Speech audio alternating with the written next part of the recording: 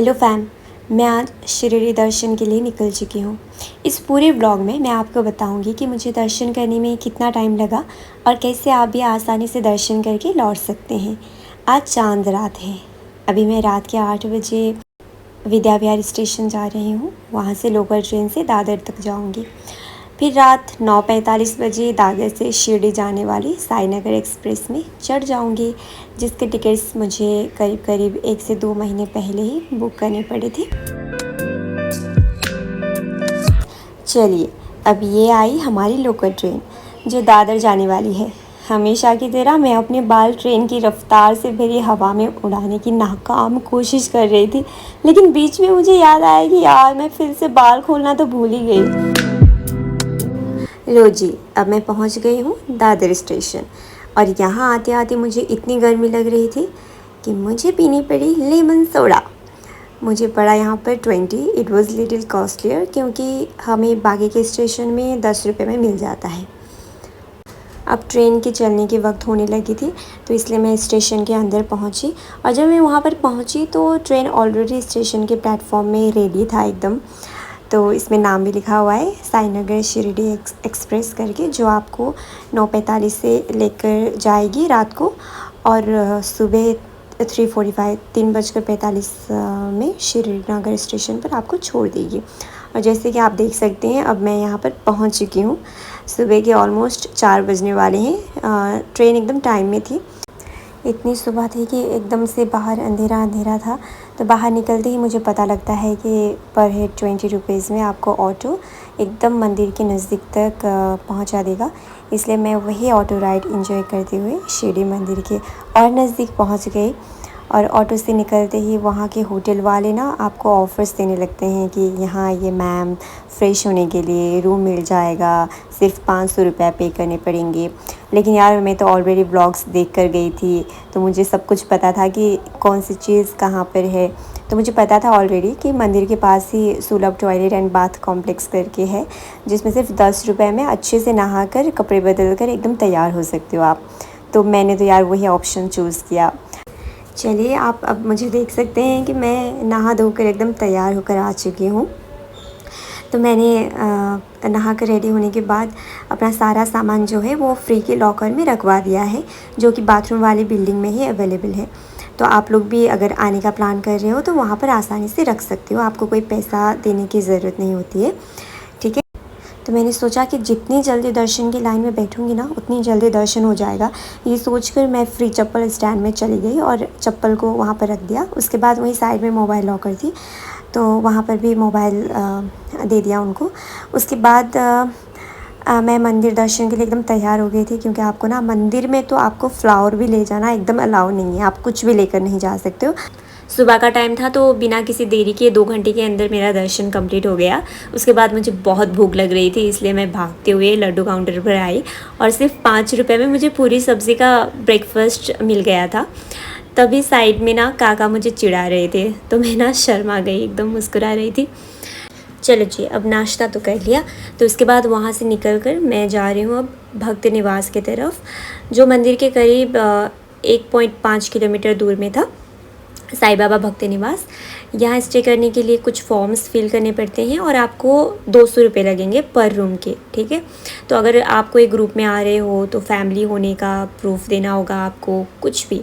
अगर आप कपल आ रहे हो तो फिर आपको मैरिज सर्टिफिकेट जो है वो दिखाना पड़ेगा। यहाँ पर हर ट्रस्ट के अंदर ही श्री साई प्रसादालय है, जहाँ आपको दिन में 3 बार प्रसाद के रूप में फ्री खाना मिलता है, morning breakfast, lunch and dinner. तो आप भूखे हो, कभी भी किसी भी टाइम पर पहुँच रहे हो तो फिर आप यहाँ पर खाना खा सकते हो। तो मैंने भी लंच टाइम पर मैं पहुँची थी, तो यहाँ पर लंच किया। उसके बाद मैं गई रूम की इश्यू करवाने। यहाँ पर कुल मिलाकर कुछ 3 भक्त निवास है जो साईं बाबा ट्रस्ट के अंदर आता है। तो आप कोई भी भक्त निवास में रह सकते हो, लेकिन आपको ना मेक श्योर कि आप अपना जो भी आइडेंटिटी प्रूफ है, जैसे कि आधार कार्ड, पासपोर्ट, वो आपको लाना ही पड़ेगा। वो भी हार्ड कॉपी, जो ओरिजिनल है वो वाला, क्योंकि ये लोग क्रॉस चेक करते हैं। भक्त निवास से डायरेक्ट मंदिर की तरफ जाने के लिए भी यहाँ पर बस की सुविधा थी, जो साईं बाबा ट्रस्ट के अंदर ही आता था। तो मैं तो भाई बस से गई थी, मज़ा आया एकदम। तो जैसे ही रूम इश्यू हुआ तो मैं अंदर आ रही हूँ। यहाँ पर कुछ इन्फॉर्मेशन दिया गया था एकदम इम्पोर्टेंट, जैसे कि मोबाइल कैमरा ये तो आप लेकर नहीं जा सकते, ये सही है। और उसके बाद जो फ्लावर वाला था ना, ये तो मुझे भी दिखाई दिया रास्ते में, हर लोग फ्लावर बेच रहे थे। बट जैसे आप दर्शन के लिए अंदर जाने की कोशिश करते हो तो आपको गेट में रोक दिया जाएगा और बोल दिया जाएगा कि ये फ्लावर को आपको इस बकेट में डालना पड़ेगा, आप इसको अंदर लेकर नहीं जा सकते हो। तो मेक श्योर कि आप वहाँ पर दिखने वाले कोई भी फ्लावर लेकर ना जाएं, क्योंकि वो आपको अंदर लेकर जाने को मिलेगा ही नहीं, है ना। It is all waste of money. और अब भक्त निवास की बात करें तो यहाँ रूम्स बहुत साफ़ और सिंपल थे। मैं रूम में जाते ही सो गई थी, तो वहाँ का वीडियो क्लिप जो है वो निकालना भूल गई, क्योंकि ट्रेन जर्नी में मुझे ना बहुत थकान हुई थी।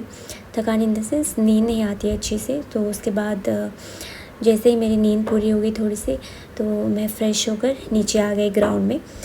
यहाँ ना एकदम सुरीली सी भजन बज रहा था, जो सुनते ही मन एकदम आनंदित हो गया।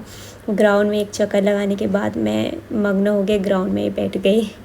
भक्त निवास के बस स्टॉप से ही मैं अब मंदिर की तरफ जा रही हूँ, क्योंकि वहाँ पर ना एक बहुत सुंदर गार्डन है और शाम का वक्त है, तो नज़ारा भी बहुत खूबसूरत ही होगा। और वेदर भी मस्त है अभी शाम का वक्त। दिन में तो बहुत धूप था, बहुत ज़्यादा। तो आप लोग अगर गर्मी में आ रहे हो तो प्लीज़ पानी पी लेना अच्छे से, और बॉडी को हाइड्रेटेड रखना, क्योंकि डिहाइड्रेशन भी हो सकती है यहाँ पर।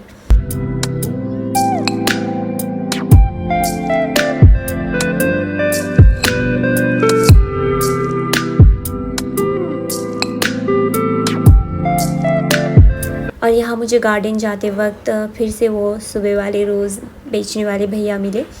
प्लीज़ आप लोग अगर यहाँ पर आ रहे हो तो आपको फ़्लावर ख़रीदने की कोई ज़रूरत नहीं है, क्योंकि वो गेट से आपको अंदर लाने ही नहीं देते हैं। तो ये स्कैम में तो मत ही फंसना, ओके। लो जी, अब मैं पहुँच गई हूँ गार्डन, और आप भी घूमें। यहाँ पर साईं बाबा से रिलेटेड बहुत सारी जो भी उनके लाइफ स्टोरीज़ हैं वो भी दिखाया गया है कहीं ना कहीं, तो आप लोग अच्छे से देख सकते हैं।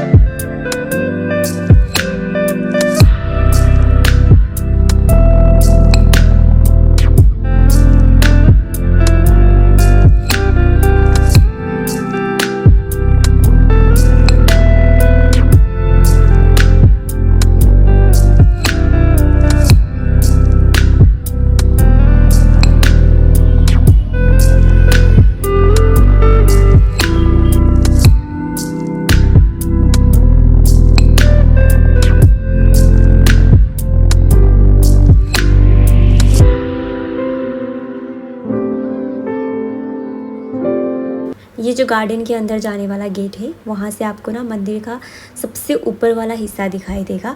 आप सब भी दर्शन लेना। आई विश कि आप सभी को भगवान साईं बाबा की ब्लेसिंग्स मिले।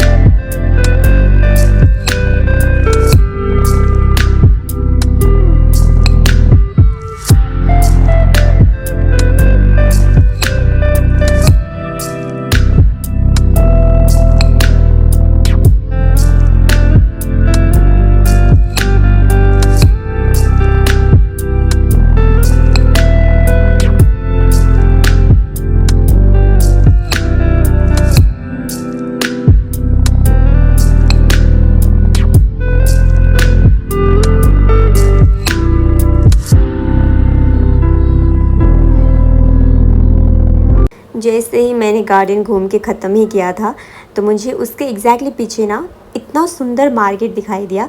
स्ट्रीट मार्केट भी था और साथ में बहुत सारे शॉप्स भी अवेलेबल थे, जहाँ पर आपको बहुत प्यारी प्यारी सी चीज़ें मिल रही थी। और मेरी नज़र गई झुमके में। लड़की हूँ तो यार झुमका तो पसंद आएगा ही, है ना। तो मैंने अपने लिए तो झुमका ही ख़रीदा, और उसके बाद घर में लेकर जाने के लिए साईं बाबा की कुछ प्यारी प्यारी स्टैचू भी देखी, जो यहाँ के याद के तौर पर मैं लेके जा रही हूँ। तो यहाँ पर मैं कलर भी चूज़ कर रही थी, और मैंने कुल मिलाकर 3 स्टैचू लिया अपने घर के लिए और 2 बाकी रिलेटिव्स के लिए। और यहाँ पर काका को मैं ना बोल रही थी कि प्राइस थोड़ा कम करिए, और फिर उन्होंने कर भी दिया। और मुझे आई थिंक पर स्टैचू पड़ा था 80 रुपीज़ का। मुझे अभी याद नहीं है वॉइस ओवर करते वक्त, बट हाँ कुछ 80 से 100 के बीच में होगा। हाँ, और यहाँ पर जैसे मैंने अपनी शॉपिंग ख़त्म की, इधर बारिश शुरू हो गई। इतनी प्यारी वेदर थी, क्या ही बताऊँ। फिर मैं अपने सर पर दुपट्टा लहराती बलखाती हुई बस का इंतज़ार कर रही थी। खैर बस तो मुझे मिली नहीं, उसके बाद मुझे एक ऑटो मिल गई। और ये ऑटो ना इतना खूबसूरत था ना, क्या ही बताऊँ मैं। इसका लाइट्स ना एकदम रेड रेड वाला लाइट, मैं कभी ऐसे ऑटो में पहले चढ़ी नहीं थी, तो मैं तो पूरा फुल टू एंजॉय मोड में थी, एकदम से मज़ा कर रही थी। मुझे मज़ा आ रहा था एकदम सच में। पीछे बारिश भी हो रही है, देखो इतना मज़ेदार लग रहा था ना। फिर 10 रुपये में बस ड्रॉप भी कर रहा था, लाइक शेयरिंग ऑटो था ये। तो मैं तो पहुंच गई भक्त निवास। एकदम वापस आने के बाद ही मैंने अपना सामान सारा पैक किया और उसके बाद रेलवे स्टेशन की तरफ निकलना था। तो भक्त निवास का जो रात का नज़ारा था वो देखने के बाद फिर मैं साईनगर शिरडी स्टेशन पहुंच गई। लो जी, अब ये सफ़र तो मेरी यहीं ख़त्म होती है, लेकिन ना शिरडी का सुकून और साईं बाबा का आशीर्वाद ना दिल में हमेशा रहेगा। मुझे लगता है ये यात्रा ना सिर्फ एक दर्शन नहीं थी, बल्कि एक सीख भी थी, श्रद्धा और सबूरी का महत्व समझाने की। साईं बाबा ने हमेशा सिखाया है कि विश्वास और धैर्य दोनों रखो, जो सही है वो अपने समय पर ज़रूर मिलेगा।